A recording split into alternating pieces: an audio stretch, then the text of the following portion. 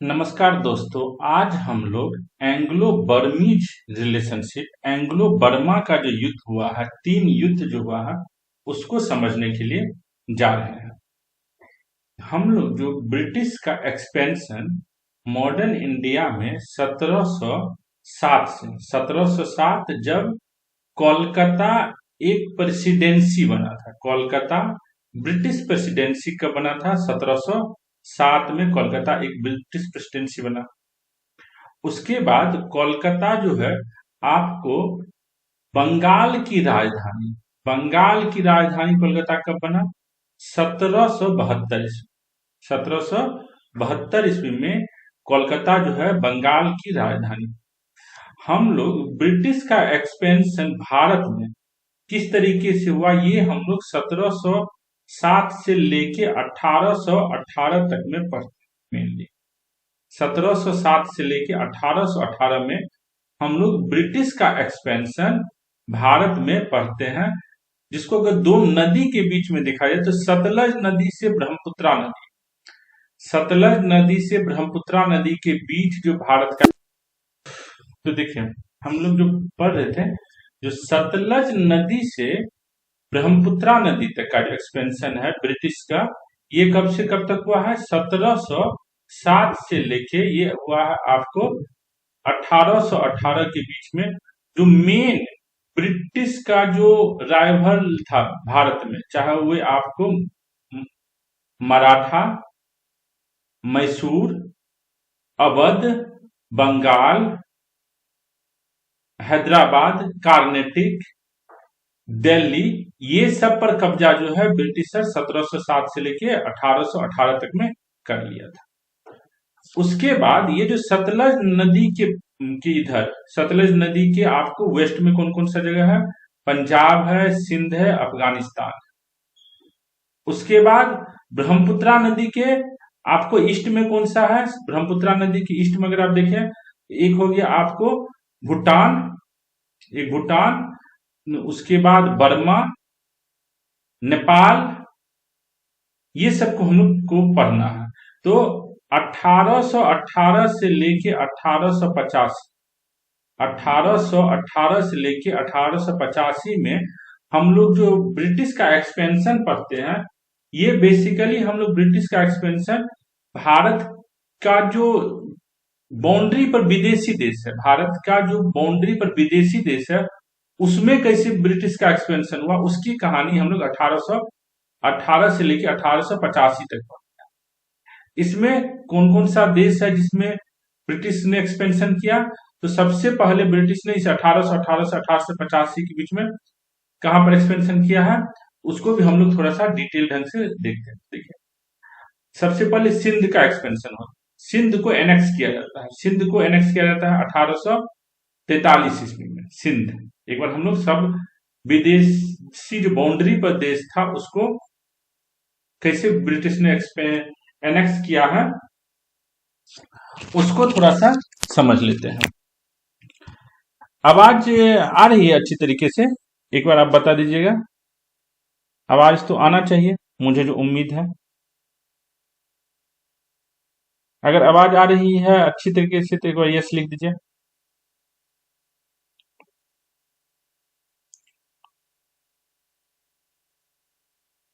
ठीक है, हम क्लास स्टार्ट कर रहे हैं फिर से। तो देखिए, सिंध का जो एनेक्सेशन है वो 1843 ईस्वी में ब्रिटिशर्स करता है, सिंध का एनेक्सेशन। उसके बाद हम लोग देखते हैं जो सिख एम्पायर जो है, पंजाब का एनेक्सेशन ब्रिटिशर्स कब करता है? 1849 ईस्वी। अफगानिस्तान का एनेक्सेशन ब्रिटिशर्स कभी भी नहीं कर पाता है पूरी तरीके से। कोशिश कब कब करता है अफगानिस्तान का एनेक्सेशन करने के लिए? तो 1839 से लेके 1843 मान के चलिए, 1843 इसमें अफगानिस्तान का पहला एनेक्सेशन का कोशिश किया जाता है। उसके बाद आपको अफगानिस्तान का एनेक्सेशन का कोशिश किया जाता है 1878 से लेके 1880 के बीच में अफगानिस्तान का एनेक्सेशन किया जाता है। उसके बाद आपको अफगानिस्तान का एनेक्सेशन 1919 के आसपास किया जाता है, जिसको हम लोग फर्स्ट एंग्लो अफगान वार, सेकेंड एंग्लो अफगान वार, थर्ड एंग्लो अफगान वार के रूप में पढ़ते हैं। तो सतलज नदी के आपको वेस्ट में 3 जगह था जिसका एनेक्सेशन ब्रिटिशर्स ने किया। एक पंजाब, एक सिंध और अफगान की कोशिश किया, जो कभी भी सफल नहीं हो पाया। सिंध का कब किया, उसके बाद पंजाब का कब किया, ये हम लोग आवाज आ रहा है।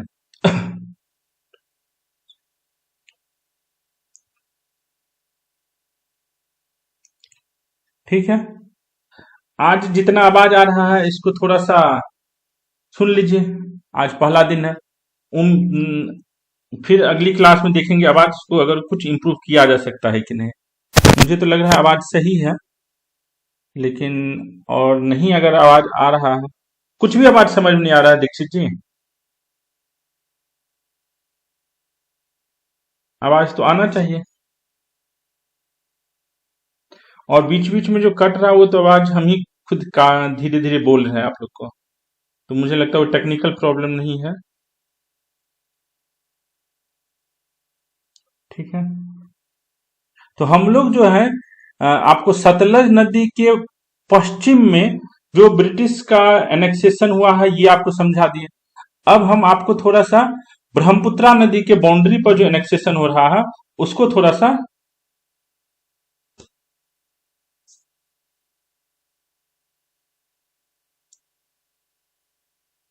ठीक है, कंटिन्यू कर रहे हैं। ठीक है, तो देखिए सतलज नदी के पश्चिम में जो 3 जगह को एनेक्स किया है, पंजाब, सिंध और अफगानिस्तान, उसका बाउंड्री, उसकी जो बैकग्राउंड स्टोरी हम लोग बहुत ही डिटेल ढंग से कई क्लासों में पढ़ चुके हैं। उसके बाद पिछले क्लास में हम लोग ब्रह्मपुत्रा नदी के बाउंड्री पर जो सब देश है उसको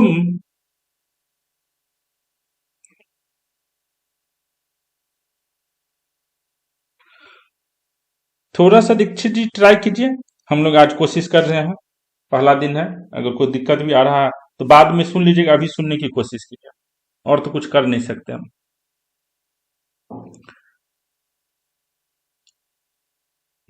देखिए ब्रह्मपुत्रा नदी के आसपास जो सब देश था उसमें ब्रह्मपुत्रा नदी के आसपास कौन कौन सा देश है, एक तिब्बत। ब्रह्मपुत्रा नदी के आसपास जो सबसे बड़ा देश है आपको सबसे इंपॉर्टेंट तिब्बत, उसके बाद नेपाल, नेपाल के बाद आपको भूटान, तिब्बत, नेपाल, भूटान, ये, और उसके बाद जो इंपॉर्टेंट है वो है म्यांमार, म्यांमार या बर्मा, म्यांमार या बर्मा। तो जिस तरीके से सतलज नदी के पश्चिम में सबसे ज्यादा ब्रिटिश को प्रॉब्लम हुआ अफगानिस्तान को ऑक्यूपाई करने में, अफगान को कनकर करने में, जो कभी भी नहीं कर पाए। अफगान से भी हम लोग 3 एंग्लो अफगान युद्ध के बारे में पढ़ते हैं। उसी तरीके से हम लोग देखते हैं जो बर्मा के साथ भी ब्रिटिश को बहुत ही दिक्कत हुआ है उसको एनेक्स करने में, और यहां भी 3 एंग्लो बर्मीज वार होता है, यहां भी 3 एंग्लो बर्मा वार होता है। तिब्बत के साथ देखिए तो एक ही संधि होता है जिसको ट्रीटी ऑफ लहासा कहते हैं, जो 1904 ईस्वी में, ट्रीटी ऑफ लहासा जो 1904 ईस्वी में है। उसके बाद नेपाल, नेपाल के साथ एक ही संधि होता है जिसको हम ट्रीटी ऑफ सुगौली कहते हैं, जो हुआ है 1816 ईस्वी में, 1816 ईस्वी में। भूटान के साथ एक ही एग्रीमेंट होता है जो हुआ है 1865 ईस्वी में, 1865 ईस्वी में। जीएस पर्पस से treaty of Lhasa, treaty of Sugauli जो नेपाल के साथ हो रहा है, और ये भूटान के साथ जो ट्रीटी ऑफ 65 हो रहा है, ये उतना इंपॉर्टेंट नहीं है, इसमें कोई ज्यादा कम्प्लेक्सिटी स्टोरी का नहीं जो, लेकिन हम लोग इसको भी डिस्कशन पिछली क्लास में किया। आज जो हम आपको डिस्कशन करने जा रहे हैं वो है एंग्लो बर्मीज वार, जो थोड़ा सा मुश्किल था ब्रिटिशर्स के लिए। और ये एंग्लो बर्मीज वार 3 भाग में, 3 पार्ट में लड़ा गया। पहला पार्ट जो था इसका 1826 में लड़ा गया, पहला एंग्लो बर्मीज वार, जिस एंग्लो बर्मीज वार में एक एग्रीमेंट भी होता है। 3 एंग्लो बर्मीज वार है, एक है 1826, 26 का डबल होता है 52, 26 का डबल कितना होता है 52, तो याद रखिएगा। दूसरा एंग्लो बर्मीज वार कब हो रहा है 52, तीसरा एंग्लो बर्मीज वार कब हो रहा है? तो तीसरा एंग्लो बर्मीज वार हो रहा है 1885 में, जब कांग्रेस पार्टी फॉर्म हो रहा है। ऐसे भी आप याद रख सकते हैं, एंग्लो बर्मीज वार फर्स्ट 1826, दूसरा 1852 और तीसरा 1885। आज का हमारा क्लास का जो मेन कंसर्न है स्टोरी समझना, वो है आपको यही एंग्लो बर्मीज वार जो 1826 से स्टार्ट होता है और फाइनली 1885 में वो खत्म होता है, जिसको हम लोग 3 युद्ध में जानते हैं। एक है फर्स्ट एंग्लो बर्मीज वार 1826, दूसरा एंग्लो बर्मीज वार 1852, तीसरा एंग्लो बर्मीज वार 1850। ये आज हम लोग समझने के लिए जा रहे हैं, तो थोड़ा सा इसको समझते हैं। तो देखिए, पहला जो फर्स्ट एंग्लो बर्मीज वार है 1824 से 1826 चला है। 24 में युद्ध स्टार्ट हुआ, 1824 में युद्ध स्टार्ट हुआ और 1826 में एग्रीमेंट होता है, ट्रीटी ऑफ यानडाबू। ट्रीटी ऑफ यानडाबू के नाम से एग्रीमेंट होता है। पूरे 3 जो ब्रिटिश एंग्लो बर्मीज वार हम लोग पढ़ते हैं, इसमें एक ही ट्रीटी का नाम याद रखना, एक ही ट्रीटी हुआ है, ट्रीटी ऑफ यानडाबू। और 2 जो वार हो रहा है उसमें कोई ट्रीटी नहीं हो रहा है। अब हम लोग थोड़ा सा बैकग्राउंड स्टोरी समझते हैं, फर्स्ट एंग्लो बर्मीज वार 1824 ईस्वी में क्यों हुआ, तो ये हम लोग थोड़ा सा देखते हैं। तो देखिए, बर्मा जो है, आपको बर्मा का कहानी समझने से पहले थोड़ा सा हम आपको मैप में समझा देते हैं, जो बर्मा का लोकेशन कहां पर है और कुछ कुछ लोकेशन का नाम आपको याद रखना। ये देखिए, ये बर्मा का मैप है। ये जो आपको बे ऑफ बंगाल वाला इलाका है, यहाँ पर जो इलाका है इसको अराकान कह रहे हैं, याद रखिएगा अराकान। ये अराकान का इलाका है। और ये बर्मा का जो इलाका है, यहाँ पर आपको म्यांमार मणिपुर है, यहाँ पर आपको मणिपुर है, अभी भी देखिए मणिपुर है। तो 1824 में जो एंग्लो बर्मीज वार हुआ, इसका बैकग्राउंड स्टोरी ये है, जो बर्मा जो है आपको नॉर्थ ईस्ट को ऑक्यूपाई करने की कोशिश कर रहा है। बर्मा म्यांमार को ऑक्यूपाई कर लिया है, असम को ऑक्यूपाई कर लिया है, बंगाल को जीतने की कोशिश कर रहा है बर्मा। वो तो थैंक गॉड था जो वहां पर ब्रिटिशर्स कलकत्ता में था, जो बर्मा से लड़ा और बर्मा को हराया। नहीं तो आज की डेट में हम लोग ब्रिटिशर्स के अगर गुलाम नहीं होते तो हमें गुलाम कौन बना लेता? ये बर्मा वाला, मंडेला वाला हमको गुलाम बना लेता कलकत्ता पर आके। तो जब तक बर्मा म्यांमार को कब्जा किया, असम को कब्जा किया, ब्रिटिशर्स बर्मा की एक्सपेंशन को नहीं रोक रहा था। ब्रिटिशर्स अपने भारतीय युद्ध में उलझा हुआ था। लेकिन जब बर्मा 1824 ईस्वी में कलकत्ता पर अटैक किया, देखिए जब बर्मा 1824 ईस्वी में कलकत्ता पर अटैक किया, तब जो गवर्नर जनरल है 1824 ईस्वी में जो गवर्नर जनरल है, उसको लगा जो नहीं, अब जो बर्मा का जो बदमाशी है, बर्मा जो एक्सपेंशन कर रहा है, इसको हम और टॉलरेट नहीं कर सकते, हमको एक्शन लेना होगा। और वो एक्शन लेता है, तो एक्शन कैसे लेता है? ये जो ब्रिटिशर्स आपको, ये जो बर्मा का जो सेना सब है, ये लैंड के रास्ते, जमीनी रास्ते आया था कलकत्ता तक अटैक करने के लिए। ब्रिटिशर्स क्या प्लान किया, जो हम जमीनी रास्ते पर अटैक नहीं करें, हम ये समुद्री रास्ते, ये जो अराकान वाला इलाका है, यहां पर अटैक करेंगे। और यहां पर अटैक किया ब्रिटिशर्स, और ब्रिटिशर्स यहां पर इस सबको, बर्मा वाले को हरा देता है। और हराने के बाद यहां पर एक एग्रीमेंट करता है, जिसको हम ट्रीटी ऑफ यानडुबू कहते हैं, जो ट्रीटी कब हुआ है? 1826 में हुआ। तो फर्स्ट एंग्लो अफगान वार का बैकग्राउंड आपको स्टोरी समझ में आ गया, जो बर्मा अपना एक्सपेंशन कर रहा था, अपने इलाके का एक्सपेंशन वेस्ट वार्ड कर रहा था, मणिपुर को जीत लिया था, असम को जीत लिया था, कलकत्ता तक पहुंच गया था। अब कलकत्ता को बचाना है। कलकत्ता मेन हेडक्वार्टर बना था आपको ब्रिटिशर्स का, कब बना था? ब्रिटिश प्रोवियंस। देखिए, हम लोग ब्रिटिश हिस्ट्री में 3 प्रेसिडेंसी के बारे में जानते हैं, एक बॉम्बे प्रेसिडेंसी, एक मद्रास प्रेसिडेंसी, एक कोलकाता प्रेसिडेंसी। कलकत्ता प्रेसिडेंसी सबसे आखिरी में प्रेसिडेंसी बना था 1760 में। कलकत्ता जो है राजधानी बंगाल का राजधानी बना था 1772 ईस्वी। मुर्शिदाबाद से कलकत्ता ट्रांसफर किया गया था बंगाल की राजधानी। तो याद रखिएगा, जो अभी जैसे भारत की राजधानी कहां पर है, दिल्ली, कब बना, 1912 में।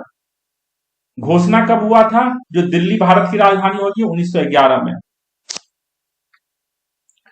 घोषणा कब हुआ जो दिल्ली भारत की राजधानी होगी, 1911 में। कलकत्ता कब भारत की राजधानी बना था, कलकत्ता बेसिकली शुरुआत में बंगाल का राजधानी बना था। कलकत्ता बेसिकली बंगाल का राजधानी 1772 में बना था।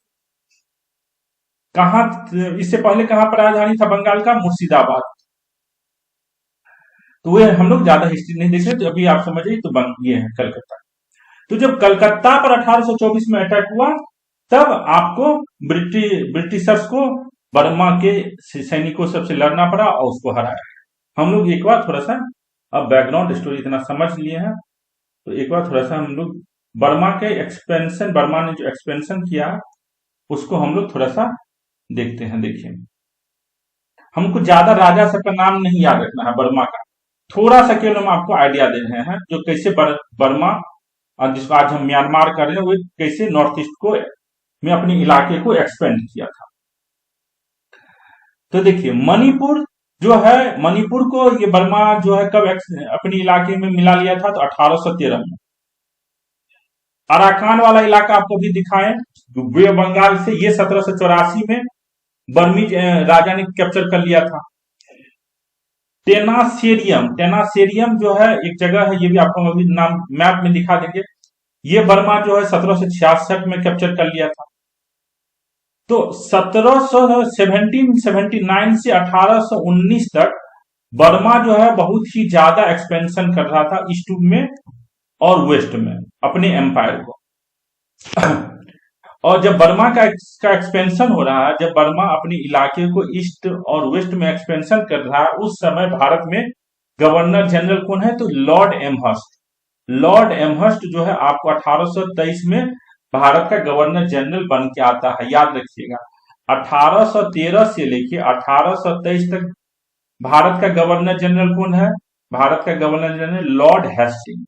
लॉर्ड हेस्टिंग, लॉर्ड हेस्टिंग आपको भारत का गवर्नर जनरल है, लॉर्ड हेस्टिंग, जिसके समय तृतीय एंग्लो मराठा युद्ध होता है। लॉर्ड हेस्टिंग है जिसके समय तृतीय एंग्लो मराठा युद्ध होता है। तो जब लॉर्ड हेस्टिंग चला जाता है, तब गवर्नर जनरल कौन बनता है, लॉर्ड एमहर्स्ट। लॉर्ड एमहर्स्ट, इसका टाइम कब है, 1823। तो इसी ये जो 1823 में लॉर्ड एमहर्स्ट आता है गवर्नर जनरल बन के, इसी के टाइम में फर्स्ट एंग्लो बर्मीज वॉर होता है। अब देखिए, ये 1803 कैनिंग,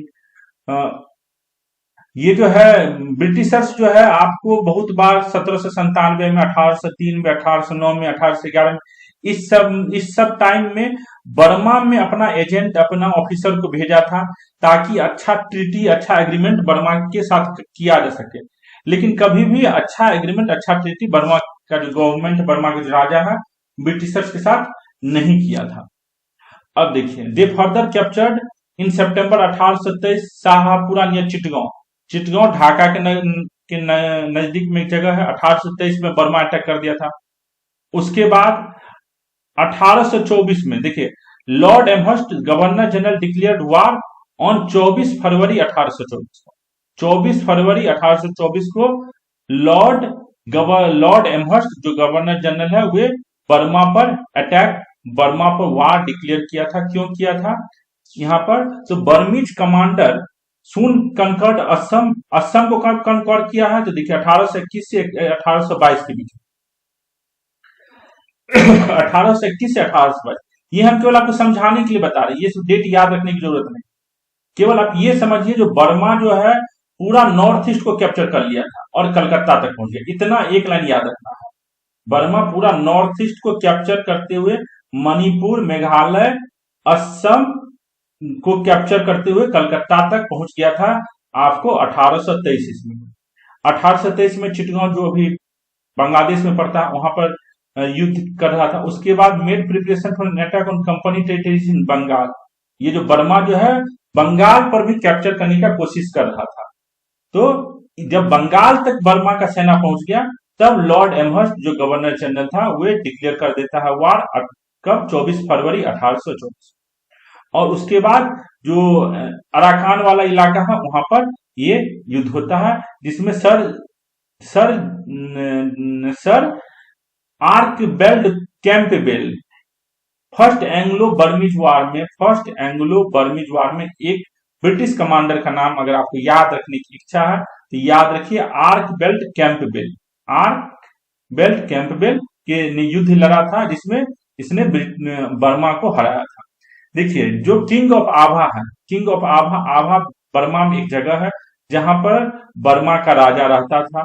और ये डिमांड लॉर्ड हेस्टिंग से क्या किया था? लॉर्ड हेस्टिंग से डिमांड किया था, तो आप हमको चिटगांव, ढाका, मुर्शिदाबाद, कासिम बाजार और पूरा जो नॉर्थ ईस्ट इंडिया है वो आप हमको सुपुर्द कर दें, क्योंकि जो रूलर ऑफ अराकान है, रूलर ऑफ अराकान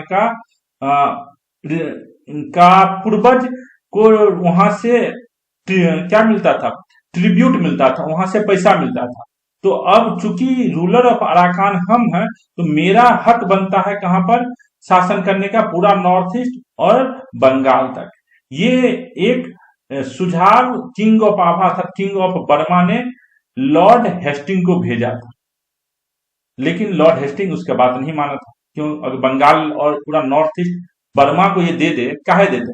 ब्रिटिश कोई कमजोर तो था नहीं, जो किंग ऑफ आभा जो भी मांगेगा वो दे देंगे। तो इस तरीके से हम आपको फर्स्ट एंग्लो बर्मा का जो बैकग्राउंड है वो भी बताएं। इसमें जो सबसे इंपॉर्टेंट आपको नाम याद रखना है, बर्मा की तरफ से जो ऑफिसर रहता है, म्यांमार की तरफ से जो एक सबसे फेमस ऑफिसर का नाम आपको याद रखना वो है बांदुला। बांदुला जो ऑफिसर का क्या नाम है? बांदुला।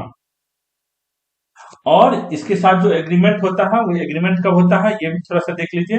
24 फरवरी 1826 को, 24 फरवरी 1826 को एग्रीमेंट होता है, जिसको हम लोग ट्रीटी ऑफ यानदाबू कहते हैं। इस ट्रीटी में क्या क्या एग्रीमेंट लिया गया ये हम आपको समझा देते हैं। ये एग्रीमेंट को थोड़ा सा समझ लीजिए। देखिए, इसमें पहला था जो the payment of 1 crore rupees आज वार इंडिग्निटी बाय द किंग ऑफ आभा। 1 करोड़ रुपया, जो 1 करोड़ रुपया क्या करेगा? किंग ऑफ जो बर्मा है वो ब्रिटिशर्स को देगा, 1 करोड़ रुपया देगा। उसके बाद अराकान और टेंसेरियन जो इलाका है वो पूरा इलाका ब्रिटिश को सुपुर्द कर देगा। टेंसेरियन इलाका हम आपको दिखा देते हैं, टेंसेरियन इलाका किसको कहते हैं?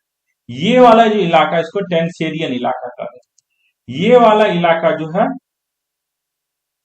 ये वाला इलाका अराकान वाला इलाका कह रहा है, समझ में आ रहा होगा। ये इलाका टेंसेरियन और ये अराकान का इलाका।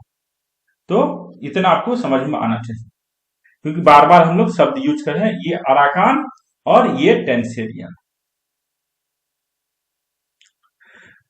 तो बर्मा क्या करेगा? The absolute surrender to him the province of Arakan और Tenasserim, abstention of Burmese from the interference of any kind in Assam, कछार और जैंतिया। जो बर्मा ये भी एक एग्रीमेंट कर रहा है, जो बर्मा असम में, मेघालय में, मणिपुर में कोई इंटरफेयर नहीं करेगा, यहां से बर्मा जो है निकल जाएगा। उसके बाद कंक्लूजन ऑफ कमर्शियल ट्रीटी, और बर्मा और ब्रिटिशर्स जो है एक कमर्शियल ट्रीटी करेगा, जो ट्रीटी के द्वारा दोनों को बेनिफिट मिले। The admission of British resident at Ava, Ava जो है जहां पर ब्रिटिश का राजा, बर्मा का राजा रह रहा था, वहां पर एक ब्रिटिश रेजिडेंट रहेगा।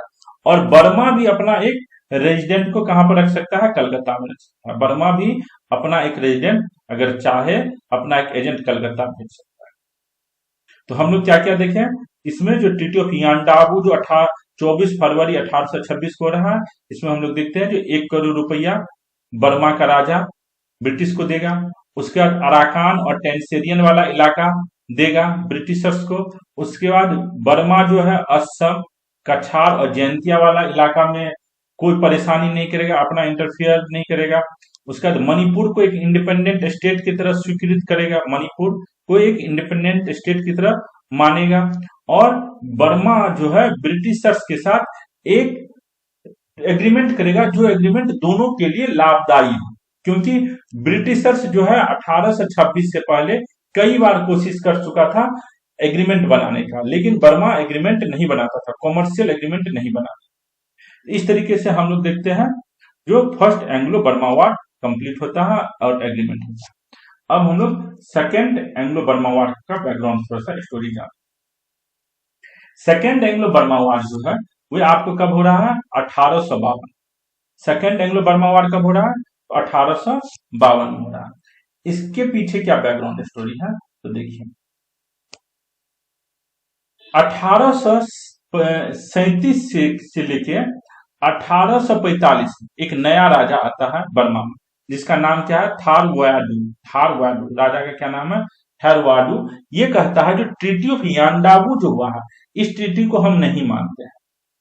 इस ट्रीटी को हम नहीं मानते हैं क्योंकि ये ट्रीटी हमने नहीं किया है, हमसे पहले वाले राजा ने किया है। एक कंसेप्ट यहां पर आपको समझना, भारत का राजा हो या बर्मा का राजा हो, इन राजाओं का ये मानना था अगर कोई राजा ब्रिटिश के साथ या किसी के भी साथ एग्रीमेंट किया है तो वे एग्रीमेंट तब तक वैलिड है जब तक वे राजा जीवित है। इसका क्या मतलब हुआ? मान लीजिए आपको शाहजहां का टाइम पीरियड क्या था? शाहजहां का टाइम पीरियड है आपको 1627 से लेके 1658, 1627 से लेके 1658। अब अगर शाहजहां ब्रिटिशर्स को कोई छूट दिया है, कोई ट्रीटी किया है शाहजहां, तो ये एग्रीमेंट तब तक वैलिड है जब तक शाहजहां जिंदा है। अगर शाहजहां मर जाता है और एक नया राजा औरंगजेब आ रहा है, तो औरंगजेब वे सारा एग्रीमेंट जो शाहजहां ने किया था ब्रिटिशर्स के साथ उसको मानने के लिए बाध्य नहीं है। अब औरंगजेब नया राजा बना है, अब औरंगजेब नए तरीके से फिर ब्रिटिशर्स के साथ एग्रीमेंट, ये हमारे यहाँ का पॉलिसी था। बर्मा में भी जो राजा आपको 1837 में बना, उसका कहना था जो एग्रीमेंट 1816 में हुआ, 1826 में जो एग्रीमेंट हुआ है, वो एग्रीमेंट को हम क्यों माने? ये एग्रीमेंट पिछले राजा के समय हुआ, वो राजा मर चुका है, अब हम पिछले राजा के द्वारा किए गए एग्रीमेंट को नहीं माने। हमारे यहाँ ये नहीं। ब्रिटिशर्स का क्या समझना था, ब्रिटिशर्स का क्या मानना था? अगर हम कोई एग्रीमेंट कर लिए हैं शाहजहां के साथ, तो वो एग्रीमेंट जहांगीर के टाइम में भी वैलिड रहेगा, वो एग्रीमेंट जहांगीर के बाद आने वाले जितने भी राजा होंगे उस सब के लिए वैलिड होगा। ये ब्रिटिशर्स का मानना था। लेकिन आपको भारत का राजा हो या बर्मा का राजा था, उसका मानना है जो नहीं, राजा मर गया, ट्रीटी और एग्रीमेंट का जो भी इंपॉर्टेंट बातें हैं वो भी खत्म हो जाएगा। इसी तरीके से जो नया किंग बना है आपको 1837 में जो बर्मा का, इसका कहना था जो हम ट्रीटी ऑफ यांडाबू को नहीं मानते। और 1840 में ये क्या करता है, जो भी ब्रिटिश का रेजिडेंट बर्मा में था उसको भगा देता है। 1840 में ब्रिटिश का जो रेजिडेंट है उसको बर्मा से भगा देता है। उसके बाद जो बर्मा में जो सब ब्रिटिश कंपनी थी, उस कंपनी को बहुत ही परेशान करता है, उस कंपनी के ऑफिसर्स सबको बहुत परेशान करता है। जो म्यूचुअल बेनिफिट के लिए एग्रीमेंट हुआ था, जो आपको प्रिविलेज दिया गया था ब्रिटिश कंपनी को, वह सारा प्रिविलेज छीन लिया जाता है नए बर्मा के राजा के द्वारा वह सारा प्रिविलेज छीन लिया जाता है। और एक देखिए 1845 1852 में एक और नया राजा आता है, Lord Dalhousie sent a frigate under new Burma king. तो ये सब 1837 के बाद ही, अर्थात आप ये मानिए 1840 से लेके 1852 तक, 1840 से लेके 1852 तक क्या हुआ, जो ट्रीटी ऑफ यांडुबू हुआ था 1826 में बर्मा के साथ, उसके तहत जो प्रिविलेज और बेनिफिट जो ब्रिटिशर्स को मिलने का एक्सपेक्टेशन था, वे सब एक्सपेक्टेशन फुलफिल नहीं किया जा रहा था बर्मा के राजाओं के द्वारा। इसी कारण से ब्रिटिशर्स ने क्या किया, आपको लॉर्ड डलहौजी ने क्या किया, 1852 में बर्मा पर अटैक किया और बर्मा का जो इलाका था उसको कब्जा कर लिया। और इस समय ब्रिटिशर्स जो है क्या कर रहा है, कोई भी एग्रीमेंट नहीं कर रहा। ब्रिटिशर्स जबरदस्ती 1852 में बर्मा पर अटैक करता है, ये कह के जो आप लोग ट्रीटी ऑफ यांडाबू को नहीं मान रहे हैं, ट्रीटी ऑफ यांडाबू को नहीं मान रहे हैं, इसलिए हम क्या कर रहे हैं, आपको कुछ टाइम दे रहे हैं, आप ट्रीटी ऑफ यांडाबू का जो भी बातें हैं उसको मान लीजिए तो अच्छी बात, नहीं तो हम आपके इलाके पर अटैक करेंगे और फिर आप लड़ने के लिए तैयार रहिए। तो 1852 में ब्रिटिशर्स जो है बर्मा पर अटैक करता है और बर्मा का जो इलाका है उसको जीत लेता है। तो जो यहाँ पर बर्मा का कौन सा इलाका को जीतता है ये भी हम आपको थोड़ा सा दिखा देते हैं। तो ये देखिए बर्मा का जो ये नॉर्दर्न इलाका है, बर्मा का जो नॉर्दर्न इलाका है, लोअर बर्मा, इसको क्या कहते हैं लोअर बर्मा, और ऊपर वाले बर्मा को क्या कहते हैं अपर बर्मा। तो लोअर बर्मा को जीत लेता है। तो सेकेंड एंग्लो बर्मी युद्ध में ब्रिटिशर्स जो है लोअर बर्मा वाले इलाके को जीत लेता है। ये कहानी कब का हुआ है, 1852 में जबरदस्ती ब्रिटिशर्स यहाँ पर जीत लेता है, कोई एग्रीमेंट नहीं हो रहा है राजा के साथ। ठीक, अब तीसरा जो युद्ध होता है 1885 में, 1885 में इसका बैकग्राउंड स्टोरी क्या है तो ये भी समझ लीजिए। तीसरा जो एंग्लो बर्मा युद्ध हो रहा है 1885 में, इसका बैकग्राउंड स्टोरी ये है, जो ब्रिटिशर्स को ये लगता है जो बर्मा जो है फ्रेंच की मदद से यहाँ पर फ्रेंच यहाँ पर रेलवे लाइन बिछाने की कोशिश कर रहा है बर्मा के इलाके में, बर्मा के इलाके में फ्रेंच रेलवे लाइन बिछाने की कोशिश कर रहा है। फ्रेंच और बर्मा में ये एग्रीमेंट होता है जो फ्रेंच के हथियारों की मदद से बर्मा जो है ब्रिटिशर से लड़ेगा, फ्रेंच जो है बर्मा को हथियार देगा और उस हथियार के दम से बर्मा जो है ब्रिटिशर से लड़ेगा। तो ये सब बातें बर्मा ब्रिटिशर्स को पता चल जाता है, ये सब बातें ब्रिटिशर्स को पता चलता है जो बर्मा की दोस्ती किससे हो रही है, फ्रेंच से हो रही है, फ्रेंच और बर्मा के बीच में अच्छे संबंध बनने लगे। तो इस अच्छे संबंध के बाद अगर अच्छा संबंध फ्रेंच और बर्मा के बीच में बन गया तो ब्रिटिशर्स के लिए प्रॉब्लम। तो अब बर्मा का जो राजा है उस राजा को किसी भी तरीके से हटा के अपना अपना कोई आदमी को बनाया जाए राजा, अपने किसी जान पहचान अपने ऐसे आदमी के राजा को बनाया जो मेरी बातें मान सके। तो थर्ड एंग्लो बर्मा वार का बैकग्राउंड स्टोरी क्या है, फ्रेंच के डर को खत्म करने के लिए, फ्रेंच के डर को खत्म करने के लिए यहाँ पर आपको क्या होता है, ब्रिटिशर्स जो है यहाँ पर राजा जो है उस राजा को डिस्पोज कर देता है, हटा देता है, जबरदस्ती हटा के यहाँ पर अपने एक आदमी को यहाँ पर रेजिडेंट बनाता है और फिर बर्मा को एनेक्स करता है। तो थर्ड एंग्लो बर्मा युद्ध जो 1885 में हो रहा है उसका बैकग्राउंड स्टोरी क्या है, जिस तरीके से हम लोग देखे हैं सेकेंड एंग्लो अफगान युद्ध, सेकेंड एंग्लो अफगान युद्ध जो 1878 में होता है, या फर्स्ट एंग्लो अफगान युद्ध जो 1839 में होता है, इसमें भी हम लोग 1839 वाला फर्स्ट एंग्लो अफगान युद्ध में देखे थे जो अफगान पर इसलिए ब्रिटिशर से अटैक कर रहा है जिसको लग रहा है जो अफगान जो है फ्रेंच की मदद से, अफगान फ्रेंच की मदद से भारत पर अटैक कर लेगा, अर्थात फ्रेंच जो है फ्रेंच अफगान के रास्ते फ्रेंच अफगान के रास्ते भारत पर अटैक। इसी डर को खत्म करने के लिए ब्रिटिशर्स जो है 1839 में अफगान को कैप्चर करने की कोशिश करता है।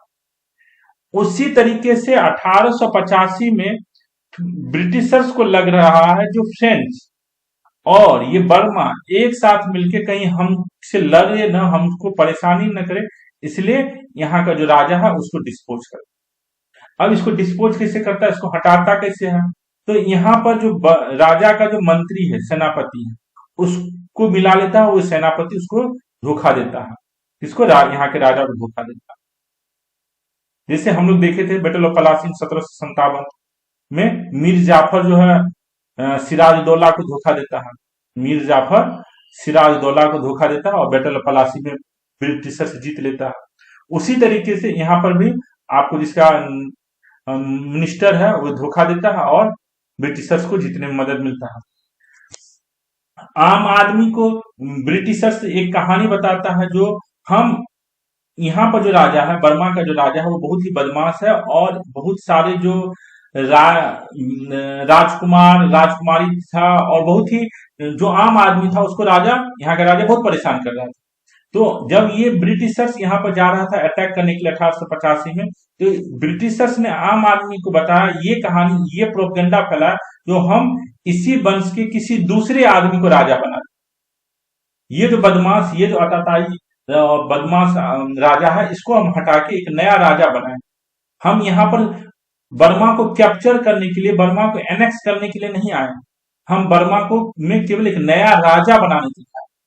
तो ये प्रोपेगेंडा, ये कहानी बताकर ब्रिटिशर्स पूरे जो आपको अपर बर्मा है उस पर आ जाता है, यहाँ के राजा को मार के, यहाँ मारता नहीं, उसको कलकत्ता भेज देता है और इस इलाके को कैप्चर कर लेता है। इस तरीके से आपको थर्ड एंग्लो बर्मीज वार का भी बैकग्राउंड स्टोरी समझ में आ गया। तो हम लोग जो है देखें, जो 3 एंग्लो बर्मा वार, पहला 1826, दूसरा 1852, तीसरा 1885। पहला एंग्लो बर्मा वार बर्मा ने ही युद्ध स्टार्ट किया था। दूसरा 1852, बर्मा ने युद्ध स्टार्ट नहीं किया था, लेकिन बर्मा जो है यांडाबू के एग्रीमेंट को नहीं मान रहा था, उसी कारण ब्रिटिशर्स 1852 में अटैक करता है, लोअर बर्मा को कैप्चर कर लेता है। कोई एग्रीमेंट नहीं हो रहा है, यहाँ पर किसी एग्रीमेंट के बारे में हमको यहाँ नहीं पढ़ना है। तीसरा एंग्लो बर्मा वार जो है वो आपको कौन सा हो रहा है, 1885, जिसमें फ्रेंच के डर को खत्म करने के लिए ब्रिटिशर्स जो है अपर बर्मा पर कैप्चर कर लेता है, यहाँ के राजा को कलकत्ता भेज देता है और ये इलाका जो है आपको क्या होता है, ब्रिटिश के एक प्रोविंस के रूप में एनेक्स कर दिया जाता है। इस तरीके से हम लोग ब्रिटिश का जो एक्सपेंशन है उसको हम लोग पूरा भारत में, भारत के पड़ोसी देशों में किस तरीके से हुआ, उसका प्रभुत्व किस तरीके से हुआ, ये हम लोग आज की क्लास में समझ लिए हैं। आपको समझ में आ गया होगा। तो दीक्षित जी, आप लोग को अगर ये पूरा कहानी समझ में आ गया है तो एक बार यस बोल दीजिए, और कुछ क्वेश्चन जो है हम लोग आगे अगर पढ़ने की इच्छा है तो भी डिस्कशन करते हैं। एक बार आप लोग यस लिख दीजिए दीक्षित जी और सुमेधा जी, ताकि हम आपको कुछ क्वेश्चन करवा सके इस बेसिस पर। और कुछ अगर मन में डाउट हो, कुछ पूछना हो तो आप यहाँ चैट में भी लिख के पूछ सकते हैं। एक जो है अब थोड़ा सा क्वेश्चन जो है ब्रिटिश के एडमिनिस्ट्रेटिव पॉलिसीज को समझने के लिए हम लोग थोड़ा सा स्टार्ट कर रहे हैं। ब्रिटिश के एडमिनिस्ट्रेटिव पॉलिसीज को समझने के लिए हम थोड़ा सा स्टार्ट कर रहे हैं। अब जो है हम लोग रियल मॉडर्न इंडिया स्टार्ट, अभी तक की जो मॉडर्न इंडिया थी उसमें हम लोग केवल ये देख रहे थे जो ब्रिटिश का एक्सपेंशन, ब्रिटिश एम्पायर का एक्सपेंशन पूरे भारत में कैसे हो रहा है, ब्रिटिश कैसे एकमात्र शक्तिशाली पॉलिटिकल पावर बना। अभी तक की कहानी जो हमने पढ़ा है 1707 से लेके 1885 तक में, 1707 से 1885 जो में हम लोगों ने क्या पढ़ा है, जो ब्रिटिशर्स कैसे सुप्रीम पावर बना, ब्रिटिशर्स कैसे एक सुप्रीम पावर बना, इसकी कहानी हम लोगों ने 1707 से लेके 1885 तक में पढ़ा है। अलग अलग स्टेट सबको ब्रिटिश ने कैसे एनेक्स किया। अब हमारी कहानी जो है वे हम लोग क्या पढ़ने के लिए जा रहे हैं, अब हम कहानी ये पढ़ने के लिए जा रहे हैं ब्रिटिश जो है किस तरीके से रेवेन्यू भारत में कलेक्ट करना शुरू किया, ब्रिटिश जो है किस तरीके से पैसा कमाना भारत में शुरू किया। भारत को जीता ये तो हम लोग ने देख लिया, लेकिन ब्रिटिशर्स भारत को क्यों जीतने की कोशिश कर रहा था, कोई क्यों मेहनत करता, उसका एकमात्र लक्ष्य है पैसा। तो भारत में पैसा कमाने के लिए भारत में ब्रिटिश ने क्या क्या सिस्टम लगाया, क्या क्या प्रयोग किया, वे समझना हमको बहुत ज्यादा जरूरी है। जो रियल मॉडर्न इंडिया, जो रियल मॉडर्न इंडिया जिसको हम लोग ब्रिटिश के एडमिनिस्ट्रेटिव पॉलिसीज के रूप में समझते हैं, जो भारत में किस तरीके से डिफरेंट डिफरेंट पॉलिसीज ब्रिटिशर्स ने अपनाया, जिस पॉलिसीज के तहत भारत में भारत का एक्सप्लॉयटेशन ब्रिटिशर्स अच्छी तरीके से कर सका। तो ये कहानी जो स्टार्ट होती है, भारत के एक्सप्लॉयटेशन की कहानी जो स्टार्ट होती है, ये आपको बेसिकली कहानी स्टार्ट होती है फॉर्मली रूप से 1765 ईस्वी। भारत को एक्सप्लॉइट करने का, पॉलिटिकली रूप से भारत को एक्सप्लॉइट करने का पावर ब्रिटिशर्स को जो मिलता है, वो मिलता है कब, 1765। 1765 से पहले ब्रिटिशर्स जो है भारत में पॉलिटिकल पावर नहीं है, सुप्रीम पॉलिटिकल पावर नहीं है, डायरेक्ट इनडायरेक्टली है। वे नवाब सबको को कमजोर करके या नवाब को धोखा देके, नवाब को घूस देके पैसा बना रहा है। लेकिन 1765 के बाद ब्रिटिशर्स ऑफिशियली क्या हो जाता है, आपको दीवान बनता है। 1765 के बाद ब्रिटिशर्स ऑफिशियली पॉलिटिकल पावर बनता है। तो ये ब्रिटिशर्स की कहानी जो है वो 1765 में स्टार्ट होती है। अर्थात हमें भारत में जो ब्रिटिश का पॉलिसीज को समझना है, कॉन्स्टिट्यूशनल डेवलपमेंट जो हुआ है वे कब से स्टार्ट हुआ है, 1765।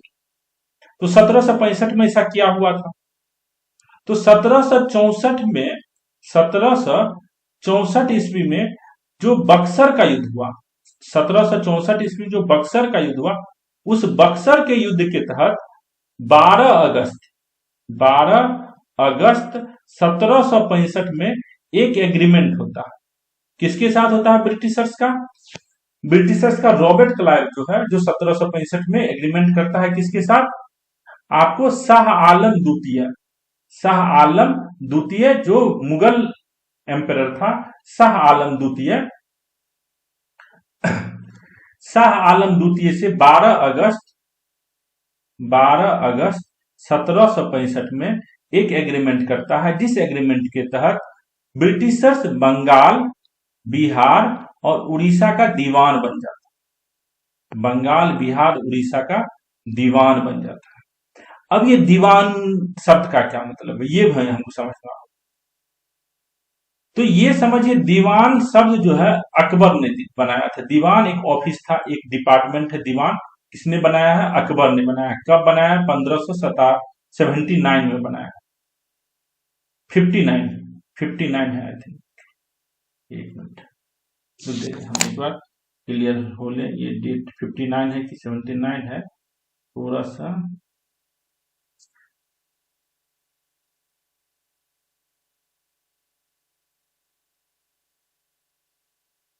डेट में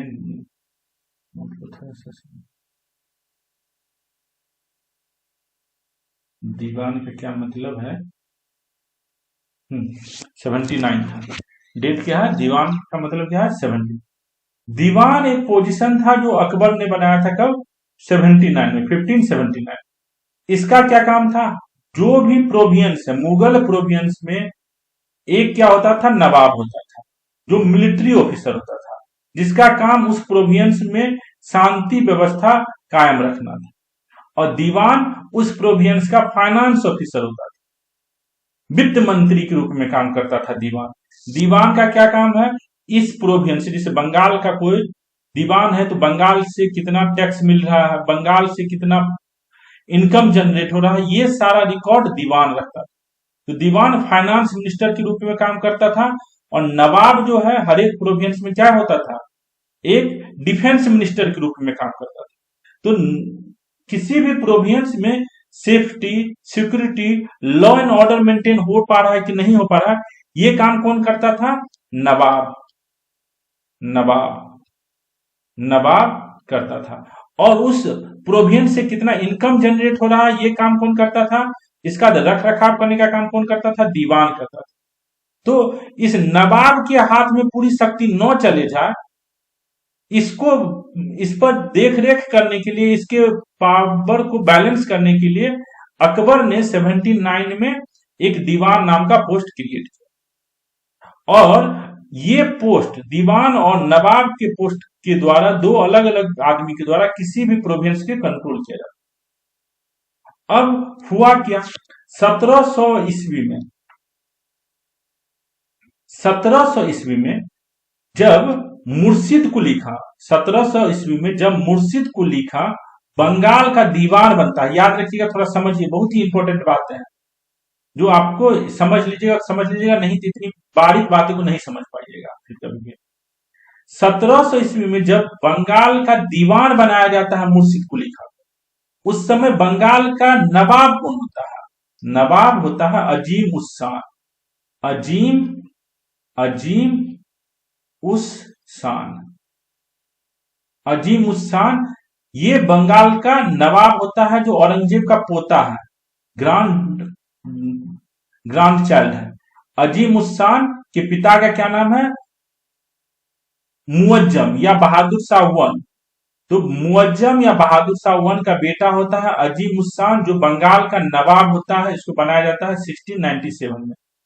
ये अजीम उस शान क्या कर रहा है? बंगाल से जितना भी पैसा आ रहा है, जितना भी इनकम जनरेट हो रहा है, उसको अपने पॉकेट में डालने की कोशिश कर रहा है, उसको हड़पने की कोशिश कर रहा है। तो औरंगजेब मुर्शिद कुली खान को बंगाल में दीवान के रूप में भेजता है, ताकि मुर्शिद कुली खान पूरे फाइनेंस को, पूरे मनी कितना जनरेट हो रहा है बंगाल में, उसका देख रेख कर सके। अब मुर्शिद कुली खान और इस अजीम उस शान में बहस होने लगता है, क्योंकि मुर्शिद कुली खान अजीम उस शान का जो चोरी है पकड़ रहा है। मुर्शिद कुली खान और अजीम उस शान में झगड़ा होने लगता है, क्योंकि मुर्शिद कुली खान जो है इसका चोरी पकड़ने लगता है, और ये मुर्शिद कुली खान सारा इंफॉर्मेशन, करेक्ट इंफॉर्मेशन औरंगजेब को देता है। इस तरीके से हम लोग देखते हैं जो मुर्शिद कुली खान बंगाल का नवाब दीवान बनाया जाता है 1700। उसके बाद फास्ट फॉरवर्ड कहानी देखते हैं तो 1707 ईस्वी में औरंगजेब मर जाता है, और 1707 ईस्वी में जब औरंगजेब मरता है तो क्या होता है? ये जो मुर्शिद कुली खान बंगाल का दीवान नियुक्त होकर आया था 1700 में, ये अब नवाब के रूप में भी काम करने लगा। ये अजीम उस शान से जब मुर्शिद कुली खान का झगड़ा होने लगता है, तो अजीम उस शान को पटना भेज दिया जाता है औरंगजेब के द्वारा 1703 या 4 के आसपास। अजीम उस शान कहां चला जाता है? पटना चला जाता है, वो अलग कहानी। पॉइंट हम आपको ये समझाना चाह रहे हैं, जो 1707 ईस्वी के बाद औरंगजेब के मरने के बाद मुर्शिद कुली खान जो दीवान बन के आया था, वो नवाब भी बन गया। तो मुर्शिद कुली खान के हाथ में दो पावर आ गया था, एक दीवानी पावर और दूसरा नवाबी का पावर, अर्थात मिलिट्री डिफेंस ऑफिसर और फाइनेंस ऑफिसर। डिफेंस ऑफिसर और फाइनेंस ऑफिसर दोनों मुर्शिद कुली खान बन गया था। अकबर डिफेंस ऑफिसर और फाइनेंस ऑफिसर दो अलग अलग बनाया था। 1765 में क्या हुआ? 1765 में ब्रिटिशर्स जो है वो फाइनेंस ऑफिसर बना। 1765 ईस्वी में ब्रिटिशर्स क्या हो गया है? फाइनेंस ऑफिसर बन गया, और डिफेंस ऑफिसर बंगाल का नवाब ही रहा। बंगाल का नवाब ही आपको डिफेंस ऑफिसर रहा। ये आपको थोड़ा सा समझ में आना चाहिए। जिस तरीके से मुर्शिद कुली खान इनिशियली आपको फाइनेंस ऑफिसर, वित्त मंत्री बन के बंगाल में आता है, उसी तरीके से ब्रिटिशर्स भी बंगाल में पहले वित्त मंत्री के रूप में ही काम करता है। और फिर जिस तरीके से मुर्शिद कुली खान बंगाल में वित्त मंत्री और फाइनेंस मिनिस्ट्री दोनों बन जाता है, वित्त मंत्री और डिफेंस मिनिस्ट्री दोनों बन जाता है, उसी तरीके से ब्रिटिशर्स भी 1772 के बाद, ब्रिटिशर्स भी 1772 के बाद वित्त मंत्री और डिफेंस मिनिस्टर दोनों बन जाता है। ये पॉइंट आपको समझना होगा। जो जो पॉलिसी मुर्शिद कुली खान ने बंगाल में 1707 में अपनाया, वही policy British east India company ने 1765 में अपनाया। तो मुर्शिद कुली खान को औरंगजेब भेजा था दीवान बना के, और ब्रिटिश ईस्ट इंडिया कंपनी जो है, रॉबर्ट क्लाइव जो है, शाह आलम द्वितीय से दीवानी लिया था 12 अगस्त 1765 में। और दीवानी के तहत उसे क्या करना था? बिहार, बंगाल और उड़ीसा, बिहार, बंगाल और उड़ीसा से ब्रिटिश ईस्ट इंडिया कंपनी जितना पैसा चाहे वसूल सकता था। उस पैसा में से 26 लाख रुपया वो शाह आलम को साल में दे देता। शाह आलम द्वितीय को 26 लाख रुपया दे देता, और बाकी जो रुपया वो अपने पॉकेट में रख सकता था। 26 लाख रुपया शाह आलम को देता, और बाकी रुपया वो अपने पॉकेट में रख सकता। अब ये दीवान बन गया शाह आलम, ये ब्रिटिशर्स का बना है 1765। अब हमको देखना है 1765 ईस्वी से किस तरीके से ब्रिटिशर्स का जो है कहानी स्टार्ट होता है, जो कहानी आपको खत्म होता है कब? 1947। अब हम लोग डिफरेंट पॉलिसीज को समझेंगे। हम आपको थोड़ा सा बैकग्राउंड स्टोरी भी दे दिए 1765 का इंपॉर्टेंस। अब 1765 में जब बंगाल बंगाल बिहार और उड़ीसा का ये दीवान बन गया, दीवान मतलब यहां से जो भी टैक्स कलेक्शन होगा, जो भी फाइन लगाया जाएगा किसी भी चीज का, उस फाइन से जो पैसा आएगा वो सारे पैसे का देख रेख कौन करेगा? ये ब्रिटिशर्स करेगा। अब ब्रिटिशर्स के पास 1765 में अधिकार तो मिल गया दीवानी का, लेकिन ब्रिटिशर्स के पास एक्सपीरियंस नहीं है, ऑफिसर नहीं है जो इस टैक्स को कलेक्ट कर सके, पैसा को कलेक्ट कर सके बंगाल बिहार और उड़ीसा से। तो इसने क्या किया, एक डिप्टी नवाब, डिप्टी दीवान बनाया, दो डिप्टी दीवान बनाता है। ब्रिटिशर्स क्या करता है, दो डिप्टी दीवान बनाता है, दो डिप्टी दीवान बनाता है, डिप्टी दीवान बनाता है। एक डिप्टी दीवान का नाम है राजा खान, याद रखिएगा, बार बार पूछा जाता है। एक डिप्टी दीवान का क्या नाम है? राजा खान। दूसरे डिप्टी दीवान का क्या नाम है? सिताब राय, सिताब राय, सिताब राय। सिताब राय जो है पटना में, पटना में डिप्टी दीवान बनता है। नेब, डिप्टी को नेब भी कहते हैं, NIB, नेब, नेब दीवान, नेब दीवान। तो सिताब राय जो है ब्रिटिशर्स के बिहाफ में बिहार से, बिहार के जमींदार, बिहार के किसान सबसे टैक्स कलेक्ट करेगा। ये कब सिताब राय को अधिकार मिला? 1765 में। और राजा खान क्या करेगा? बंगाल और उड़ीसा से, बंगाल और उड़ीसा से क्या करेगा? आपको टैक्स कलेक्ट करेगा। किसके बिहाफ पर? ब्रिटिशर्स के बिहाफ पर राजा खान करेगा। अब ये राजा खान कौन था? तो राजा खान देखिए, बंगाल में जो नवाब है, बंगाल में जो नवाब है, उस नवाब का, नवाब तो खुद राजा है, वो कुछ काम करता नहीं, तो नवाब के बिहाफ पर जो आदमी काम करता था उसका नाम क्या है? राजा खान।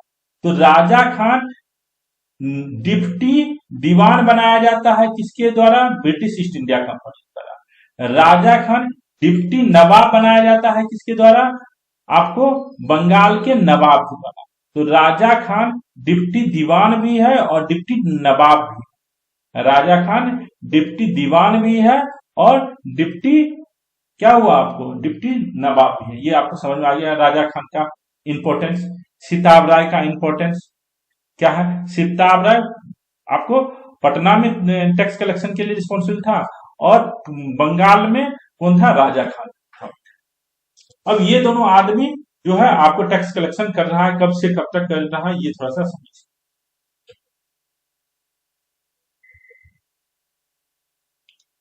ये जो कर रहा है कब से कब तक, ये जो दीवानी की पॉलिसी चल रहा है, ये 1765 से लेके 1772 तक चल रहा है। 1765 से 1772 तक में ये दीवानी की जो पॉलिसी है, जो डिप्टी नवाब और डिप्टी दीवान की मदद से टैक्सेशन पॉलिसी चल रहा है, वो आपको 1772 में खत्म होता है। 1772 में ब्रिटिश ईस्ट इंडिया कंपनी जो है अपने हक में, अपने द्वारा भारत में टैक्सेशन पॉलिसी स्टार्ट करता है, अपने द्वारा। अर्थात भारत में ब्रिटिशर्स जो है टैक्स कलेक्शन करना कब से स्टार्ट किया? 1772 में। आप लोग जो अभी कलेक्टर बनना चाहते हैं, कलेक्टर बनने की जो आपकी इच्छा है, तो भारत में पहला कलेक्टर कब बना? 1772 में। भारत में कलेक्टर का पोजीशन कब आया? तो याद रखिएगा 1772 में। 1772 से पहले भारत में डिप्टी कलेक्टर, DM जैसा पोस्ट नहीं था, क्योंकि 1772 से पहले जो भारत में टैक्स का कलेक्शन किया जाता था वे मुगल प्रशासन के आधार पर ही किया जाता था, मुगल प्रशासन के आधार पर ही किया जाता था और बेसिकली डिप्टी दीवान के द्वारा करवाया जाता था। डिप्टी दीवान के द्वारा 1765 से 1772 तक करवाया गया। अर्थात 1772 में वारेन हेस्टिंग, 1772 में वारेन हेस्टिंग जो है, जो आपको क्या बनता है? भारत में पहला गवर्नर जनरल ऑफ बंगाल बनता है। गवर्नर जनरल ऑफ बंगाल का बनता है 1773 में बनता है, लेकिन 1772 में ही उसको बंगाल का गवर्नर बना के भेजा गया था। 1772 में वारेन हेस्टिंग जो है बंगाल का गवर्नर बनता है और 1773 में उसको गवर्नर जनरल ऑफ बंगाल बनाया जाता है। ये भी कंसेप्ट समझ लीजिए। 1773 में गवर्नर जनरल ऑफ बंगाल बनाया जाता है। वे पार्लियामेंट के एक्ट रेगुलेटिंग एक्ट 1773 के द्वारा बनाया जाता है। इसकी कहानी अलग है। 1772 में जो वारेन हेस्टिंग को गवर्नर बनाया जाता है बंगाल का, इसका क्या काम है? इसका काम ये है, इसको क्यों गवर्नर बनाया जाता है ये भी समझ। अब भारत में अर्थात बिहार, बंगाल, उड़ीसा में जो टैक्स कलेक्शन अभी तक 1772 तक डिप्टी नवाब, डिप्टी दीवान कर रहा था, अब भारतीय आदमी टैक्स कलेक्शन नहीं करेगा। अब टैक्स कलेक्शन कौन करेगा? ब्रिटिशर्स टैक्स कलेक्शन करेगा। तो जो 1765 में ब्रिटिशर्स को टैक्स कलेक्शन की आजादी प्राप्त हुई थी, वे काम ब्रिटिशर्स एक्चुअली स्टार्ट कब किया? 1772 से खुद से करना स्टार्ट किया।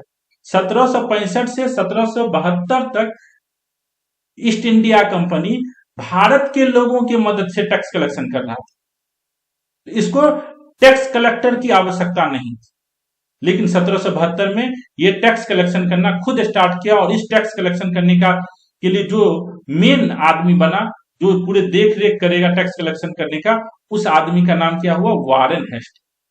और इसी वारेन हेस्टिंग को हम लोग 1 साल के बाद क्या बनाएंगे? गवर्नर जनरल ऑफ बंगाल बनाएंगे। तो आपको ये कहानी समझ में आ गया 1772 में क्या हुआ, 1772 का क्या इंपॉर्टेंस है हमारी कहानी में। जैसे 1765 का क्या इंपॉर्टेंस है ये भी समझ में आ गया। 1772 में क्या चेंज आया है टैक्स कलेक्शन में ये भी आपको समझ में आ गया। 1772 में जो पॉलिसी बना टैक्स कलेक्शन का, ये पॉलिसी 5 साल के लिए बना था। ये पॉलिसी 5 साल के लिए बना था और इस पॉलिसी में वारेन हेस्टिंग ने ये प्लानिंग किया, जो हम पूरे जो बिहार, बंगाल, उड़ीसा है, इसमें अलग अलग जगह पर डिस्ट्रिक्ट कलेक्टर को भेजेंगे, डिस्ट्रिक्ट कलेक्टर को भेजेंगे और ये टैक्स कलेक्ट करके हमको ला के देगा। और ये काम 5 साल के लिए हम फिक्स किए। इसको पंचवर्षीय योजना कहते हैं, पंचवर्षीय योजना भी कहते हैं। तो ये पंचवर्षीय योजना कब से कब तक चला? 1772 से लेके 1777। अब 5 साल बीत गया 77 में। अब ये जो पंचवर्षीय योजना था, ये पंचवर्षीय योजना टैक्स रेवेन्यू सिस्टम का पंचवर्षीय योजना जो आपको वारेन हेस्टिंग ने 5 साल के लिए चलाया, ये इसका क्या बेनिफिट हुआ, क्या लॉस हुआ, या क्या इसमें परिवर्तन लाना चाहिए, नहीं लाना चाहिए, इसके रिव्यू करने के लिए एक कमिटी बना जिसको नाम है अमीनी कमिटी। अमीन आज भी आप लोग बिहार, यूपी में देखिएगा एक आदमी होता है अमीन। अमीन का काम क्या होता है? जमीन नापना। अभी भी अगर आपके घर के आसपास किसी के बीच में झगड़ा होगा जमीन का, तो नहीं मेरा जमीन इधर है, मेरा जमीन इधर है, हम लोग घर में अमीन को बुलाते हैं जो हमारे झगड़ा को दिखाता है, नहीं तुम्हारा जमीन इधर है, तुम्हारा जमीन इधर है। तो अमीनी कमेटी बनाया गया था 1777 में। 1776 में अमीनी कमेटी बेसिकली बनाया गया था। जो अमीनी कमेटी अपना रिकमेंडेशन देता है जो किस तरीके से टैक्स रेवेन्यू इंक्रीज कर सकते हैं, टैक्सेशन पॉलिसी कैसे, टैक्स अर्थात जो किसान पर जो हम लोग टैक्स लगा रहे हैं उसको कैसे हम चेंज कर सकते हैं, क्या करना चाहिए नहीं करना चाहिए, यही अमीनी कमेटी का बना है 1776 में, जिसमें 3 मेंबर होते हैं और ये अपना रिपोर्ट कब देता है? 1778 ईस्वी। 1778 ईस्वी में अमीनी कमेटी रिपोर्ट, जिसके आधार पर हम लोग क्या करते हैं, एक रेवेन्यू एडमिनिस्ट्रेशन 1781 ईस्वी में इंप्लीमेंट करते हैं। तो ये क्वेश्चन देखिए, वारेन हेस्टिंग ने 1776 में अमीनी कमीशन की नियुक्ति किस उद्देश्य से की थी? इसका आंसर आप लोग थोड़ा सा कमेंट करके बताइए क्या होगा। वारेन हेस्टिंग ने 1776 में अमीनी कमीशन की नियुक्ति किस, अमीनी मतलब अमीन लोगों की कमीशन, भारतीय न्याय व्यवस्था के बारे में जानकारी प्राप्त करने के लिए नहीं, भारतीय क्षेत्र में शासन के लिए उपयुक्त प्रशासनिक संरचना तैयार करने के लिए, भारतीय क्षेत्र में शासन के लिए उपयुक्त प्रशासनिक संरचना के लिए नहीं किया था। To frame new judicial structure, नए उपनिवेश के लिए संयुक्त न्याय संरचना स्थापित करने के लिए करने की रीति तैयार करने के लिए, ये भी नहीं। भारतीय कृषि व्यवस्था से संबंध व्यवस्थित सूचना प्राप्त करने के लिए, अमीनी कमेटी, अमीन का जो कमेटी था, ये कमेटी किस लिए बनाया गया था? भारतीय कृषि व्यवस्था से संबंधित सूचना एकत्र करने की। इसका आंसर क्या हो जाएगा? डी हो जाएगा। ठीक है, तो उम्मीद है आपको थोड़ा सा बैकग्राउंड स्टोरी हम आपको बताए हैं। अब अगले क्लास से हम लोग जो है ब्रिटिश का जो एडमिनिस्ट्रेटिव पॉलिसी है, कैसे परमानेंट सेटलमेंट आया 1793 में, महलबारी सिस्टम जो है, रैयतवाड़ी सिस्टम जो है, ये सब सिस्टम को हम लोग अच्छी तरीके से अगली क्लास में अलग अलग क्वेश्चन लेके हम लोग डिस्कशन करेंगे। आज हमारा पहला ये क्लास था। आप लोग को अगर अच्छा लगा हो, कुछ कमेंट करना हो तो जल्दी से बोलिए, कुछ पूछना हो तो जल्दी से मैसेज करके पूछ लीजिए। नहीं तो आज की क्लास यहीं खत्म।